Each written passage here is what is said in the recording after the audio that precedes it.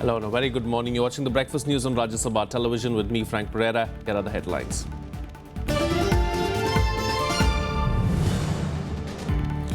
Political resolution hailing demonetization and surgical strikes passed at BJP National Executive. Opposition targeted for stalling Parliament, backing for Prime Minister's simultaneous polls proposal.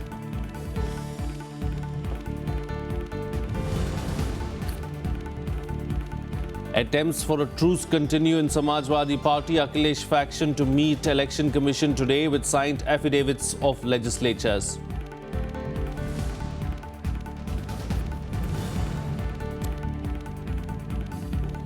Economic growth estimated to slow down to 7.1% in the current fiscal year. Actual numbers likely to be lower as estimates don't account for demonetization.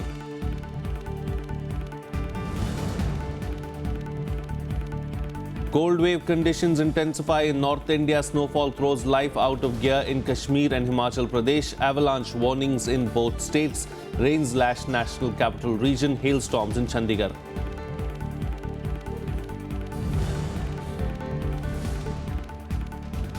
And 5 people killed after gunman opens fire inside airport in Folrida. Gunman in custody. Flight services suspended for now.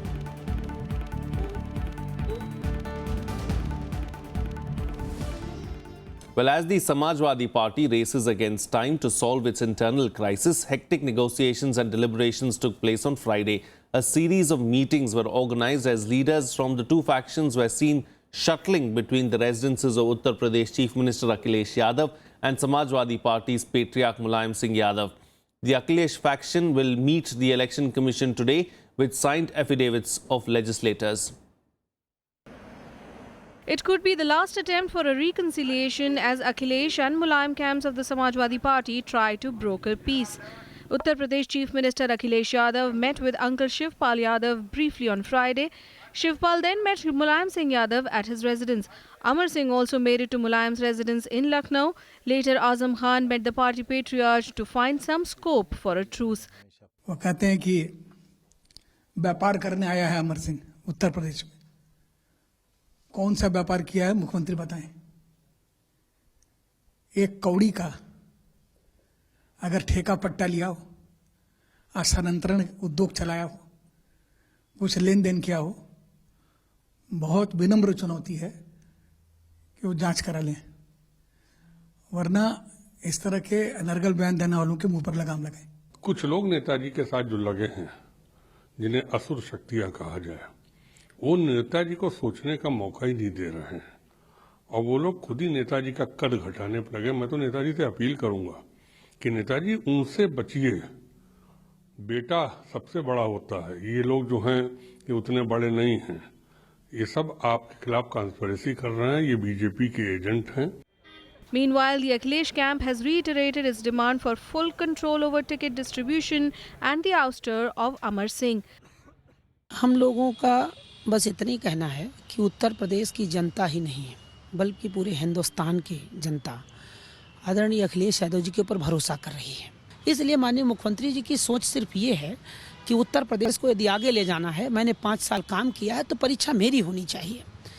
कहाँ पर किसको लड़ाना है इसमें मेरी सलाह होनी चाहिए। Akhilesh Yadav's uncle and close confidant Ram Gopal Yadav claims their camp has the signatures of 212 of the 229 SP MLAs, 56 of the 68 MLCs, 15 of the 24 MPs and a majority of the 5,000 delegates expressing support to the Chief Minister.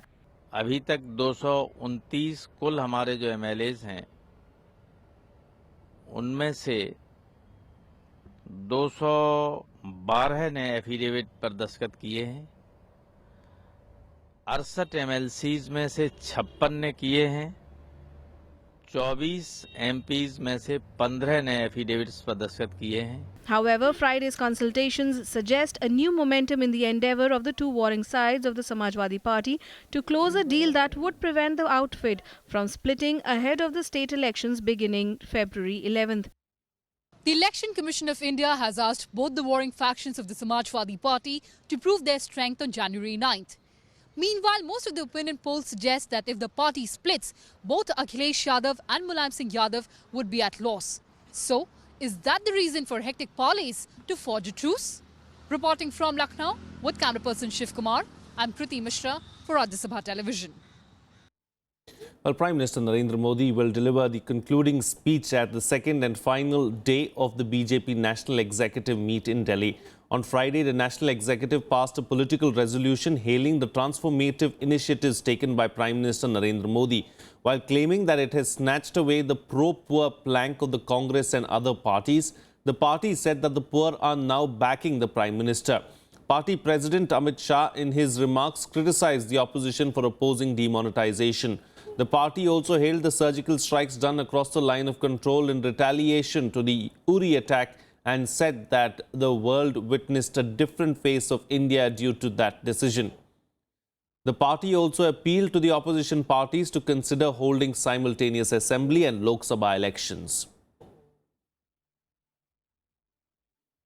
रोजी रोटी कपड़ा मकान चारों चीजें और स्वास्थ्य और शिक्षा, ये अगर सही मायने में देना है, 70 साल के भी बाद भी देश की यही हालत है कि यही प्राथमिकता हो गई है और इसको अगर देना है तो उसके लिए ज्यादा पैसे सरकार के पास आने चाहिए, इसलिए कर चोरी रोकना है। पश्चिम बंगाल और त्रिपुरा में जहां कहीं हम चौथे नंबर पर भी नहीं रहते थे, दोनों जगह हम 2 नंबर पर आए। महाराष्ट्र, आसाम, चंडीगढ़, गुजरात, राजस्थान, यहां हमारा जबरदस्त विजय हुआ। कुल मिला के 10,000 सीटों पर चुनाव हुए, 8,000 सीटें भारतीय जनता पार्टी ने प्राप्त की। Well, a standoff between the centre and the TMC over demonetization and the arrest of TMC MPs in a chit fund scam continues. TMC chief Mamata Banerjee has sought the resignation of Prime Minister over the issue of note ban and has sought a national government to be formed. She also sought the president's intervention in what she terms are her attempts at saving the country. She also appealed to all political parties to forget differences and unite. Accusing the central government of being vindictive, Mamata said that it is using investigating agencies to target the opposition. She claimed West Bengal had lost 5,500 crore rupees in the last 2 months following demonetization. The BJP has rejected Mamata's claims. আমরা তো মনে করি মাননীয় রাষ্ট্রপতিজিকে আমরা অনুরোধ করি যে রাজ্যগুলোকে বাঁচান, দেশকে বাঁচান এবং আপনি একমাত্র পারেন এই অবস্থায় আইদার এখানে ন্যাশনাল গভর্নমেন্ট চালু হোক, দেশে ন্যাশনাল গভর্নমেন্ট তৈরি হোক, তাতে যদি বিজেপিরও কোনো সিনিয়র লিডার থাকে তাহলে সংখ্যাগরিষ্ঠতার জন্য আমার আপত্তি নেই, কিন্তু এই যিনি বর্তমানে আছেন তিনি পারবেন, তার দ্বারা সম্ভব নয়। তিনি যে কাজটা করেছেন, যে গাছে বসে আছেন সেই গাছের ডালটাই কেটে ফেলেছেন। ডিমনিটাইজেশনের জন্য গত 2 মাসে আমাদের 5,500 কোটি টাকা আমাদের রেভিনিউ এবং আমাদের আর্নিং যেটা বলে এটা হচ্ছে রেভিনিউ লস হয়েছে। মাত্র 2 মাসে 5,500 কোটি টাকা रेवेन्यू लॉस हुए।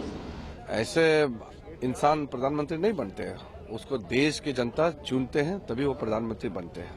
किसी का कहने से उसको कुछ सीरियसली आप लेना नहीं चाहिए, क्योंकि ये कोई कहने वाली बात नहीं। ममता जी को इस तरह का बातें नहीं करना चाहिए था। Well, the Congress staged protests in several states against demonetization under the aegis of district Congress committees. Protests were held in Kerala, Chhattisgarh and Bihar. In Kerala, senior party leaders courted arrest as workers protested outside the RBI office. They accused the central bank of failing in its duty to ensure a smooth implementation of the move. They also accused the central government of failing to resolve the problems faced by the common people post-demonetization. Protesters in Chhattisgarh clashed with the police, who later lathi-charged them. In Bihar, protesting Congress leaders demanded a waiver of loans taken by farmers. Right gesture to make to show the concern of the people against all the consequences of demonetization. The Reserve Bank has really let down the country, and its conduct in the planning and execution of this scheme has been deplorable, to say the least. The shortage of money. हमारी जो मांग है, राष्ट्रपति को हमने ज्ञापन हम सौंपने कलेक्टर को आए हैं कि आखिर इस देश में कितना पैसा जमा हुआ, दूसरा इसमें कितना काला धन है, तीसरा, देश को इससे कितना नुकसान हुआ है 55 दिनों में। हम प्रधानमंत्री जी से मांग कर रहे हैं कि इस देश के जो किसान मजदूर हैं, जो किसानों का कर्ज है, वो माफ किया जाए।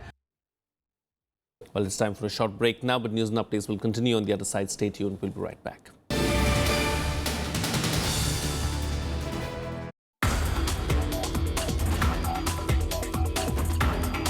How to take this IIT into the elite. More importantly, we want to go to the global rankings.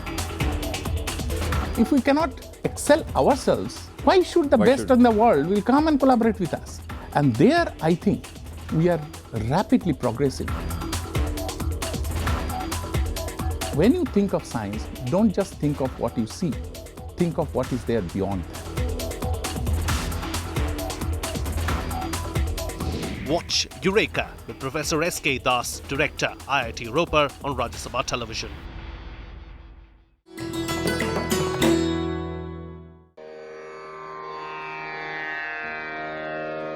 The sacred relics of Buddha were unearthed in Piprava in Uttar Pradesh. Buddhist monks from all over the world visit the National Museum to pay their respects. These charred bone fragments of Buddha are housed in the gold canopy gifted by the royal family of Thailand.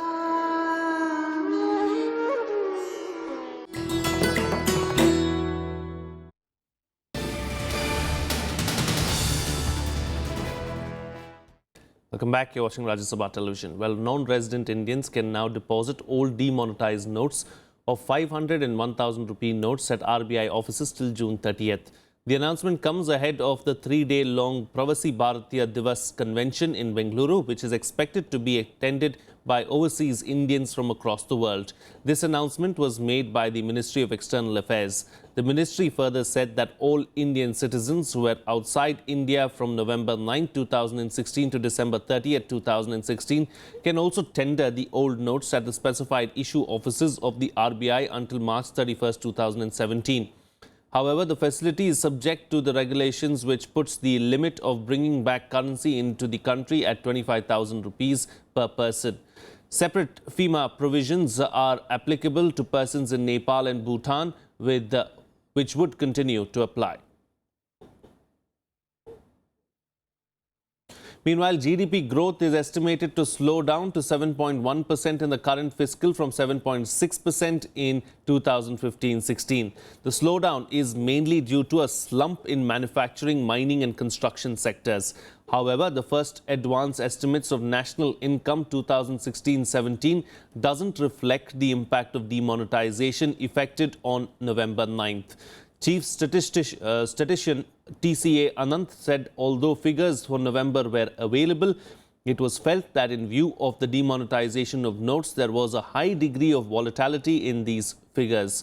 The figures are based on sectoral data for only 7 months or till October. Real GDP or gross domestic product in 2016-17 is likely to attain 121.55 lakh crore rupees. The provisional estimate of GDP for 2015-16 is 113.50 lakh crore rupees.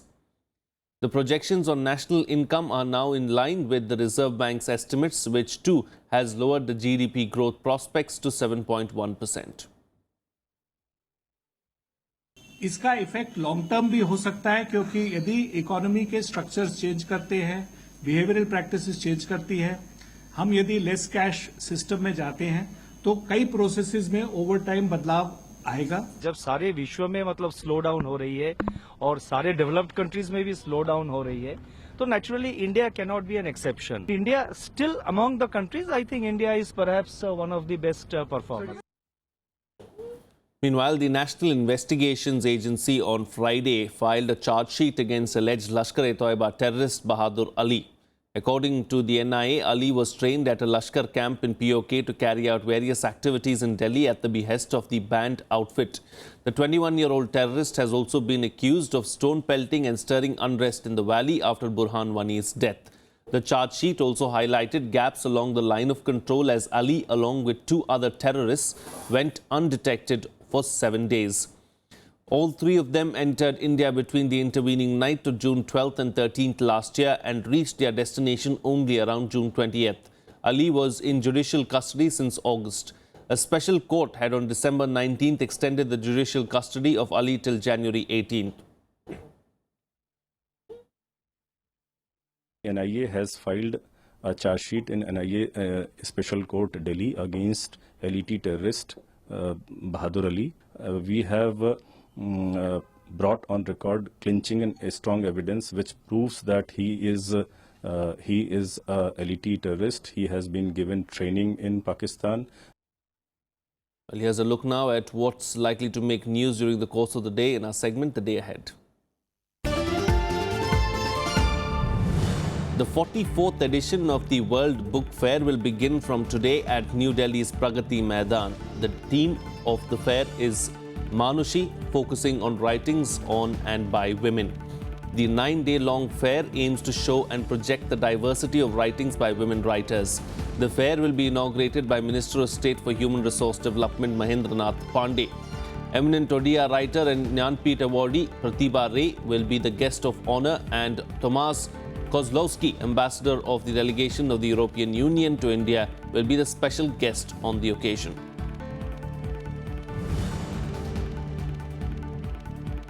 As many as 134 films from across the globe will be screened at the 9th edition of the Jaipur International Film Festival, scheduled to begin in the city today. The event is expected to draw 250 filmmakers and artists from the fraternity and aims to promote emerging directors as well as encourage exchange of knowledge, information, ideas and culture between India and the participating nations.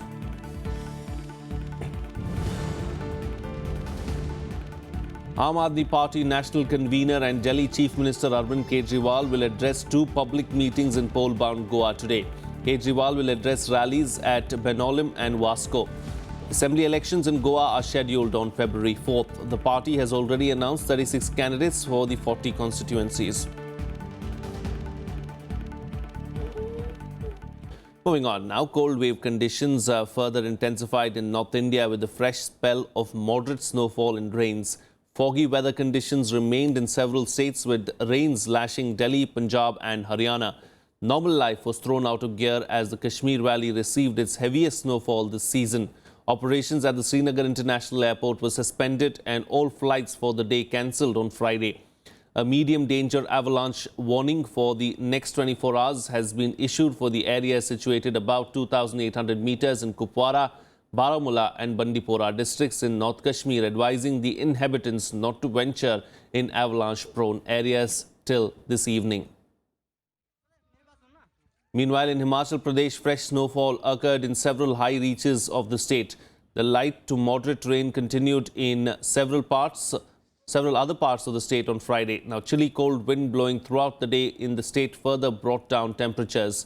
The Met Department has issued warning of heavy snowfall at few places during the next 48 hours. Rains also lashed several parts of Delhi, Punjab and Haryana in the early hours today. Chandigarh witnessed hailstorms.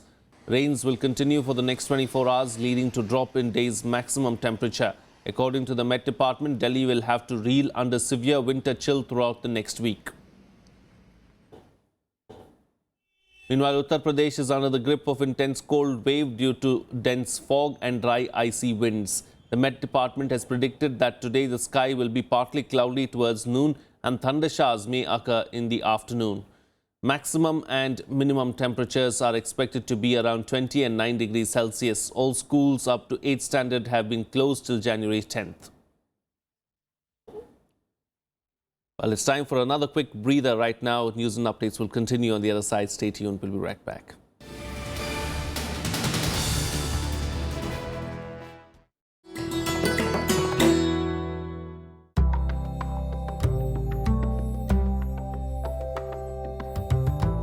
The art of painting comes to us from the prehistoric period.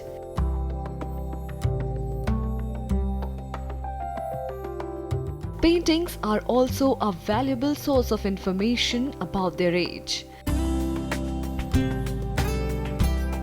Like this depiction of the wedding procession of Dhara Shikoh. the eldest son of Mughal Emperor Shah Jahan, had a Mughal wedding with distinctive Indian elements. Like the veil he wears, to the pomp and show of the Bharat in Hindu weddings.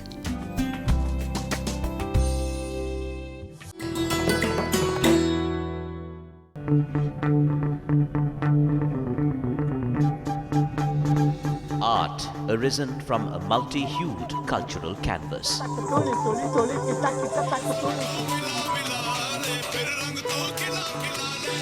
Tradition and cultural fervour dating back centuries.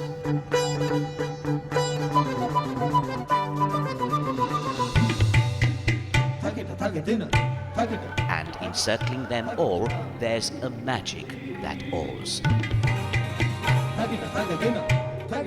Embrace your nation's brilliant human warmth.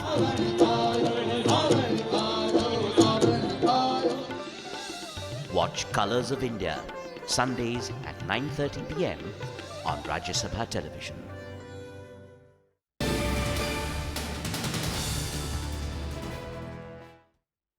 Welcome back. You're watching Rajya Sabha television. Let's begin this segment with our top international focus. Now, 5 people have been killed and 8 injured after a gunman opened fire inside an airport in Florida. The shooting took place at the baggage claim area in Terminal 2 of Fort Lauderdale Hollywood International Airport. The shooter, who according to reports was acting alone, has been taken into custody. All flights have been grounded and airport services temporarily withdrawn. The President-elect and I send our prayers and our thoughts to the victims of this attack, to their families, to the courageous first responders, and to all the citizens of the Fort Lauderdale area. It's a very challenging time. Now, the US has released declassified report on presidential election hacking. The report concludes cyber operations from Russia were directly ordered by President Vladimir Putin to harm Democratic candidate Hillary Clinton's campaign. According to the report, Putin's aim was to target Hillary Clinton's credibility and boost Donald Trump's chances of winning the election, and more broadly to make the US electoral system look shady and untrustworthy. Meanwhile, the CIA has identified Russian officials who were directly involved with the election hacking. Donald Trump, however, has declined to single out Russia over cyber interference and has said the election outcome was not affected by it. Here's a look now at the other developments from around the world in World Wrap. In a renewed push for the first time since October, Iraqi troops entered Mosul from the north on Friday. Iraqi forces in a press statement said that the army has liberated Habda district in northern Mosul. Forces have so far recaptured more than half of eastern Mosul, but they have yet to face insurgents who are still firmly in control of the western part of the city.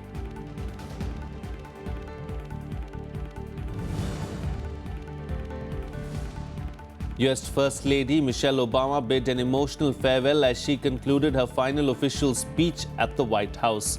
Thanking her supporters, Michelle focused her remarks on empowering young people to reach their potential and stressed the importance of valuing diversity.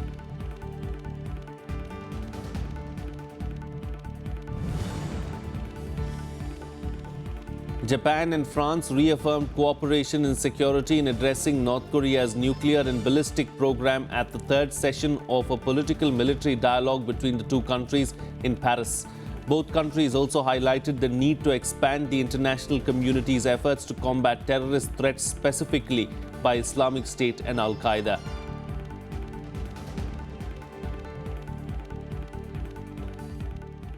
And finally, some sports news now, where the BCCI Senior Selection Committee has announced the One-Day International and T20 International squads for the home series against England. Virat Kohli has been officially appointed captain for all 3 formats of the game. He will lead a 15-member squad in both ODIs and 2020s against England. All-rounder Yuvraj Singh makes a return to the ODI and T20 team after 9 months. Batsmen Shikhar Dhawan and Ajinkya Rahane have been picked only for the ODIs. While Ashish Nehra makes a comeback in the T20 squad, rookie wicketkeeper batsman Rishabh Pant is the only new face in the T20 team. India and England will play 6 matches, 3 ODIs and 3 T20s, starting with the 50-over contests on January 15th in Pune. Virat has spoken to us on Skype. He was on Skype with us, and we really stick to the combinations. And after speaking to him and after discussing, this is the best possible team that we have arrived at. We should appreciate the way Yuvraj Singh has played in domestic cricket. In fact, all these days we were thinking that he's not playing those long innings and all. So he played some fantastic innings this season. जो captain है वो team pick करता है और क्या होता है कि ये तीनों ही भुवनेश्वर, उमेश यादव, यहाँ बुमराह वगैरह, ये सारे इन्होंने अच्छा प्रदर्शन किया हुआ है. तो ये इसमें बैलेंस करना बड़ा जरूरी रहता है कैप्टन के लिए. अभी इंडिया में तो ज्यादातर 2 स्पिनर खिलाते हैं और 3 पेसर होते हैं. तो बीच में पांडे हैं, वो भी गेंद कर लेता है. तो एक बैलेंस ज्यादा अच्छा बन जाता है. That's it on this edition of the Breakfast News. Have a good day.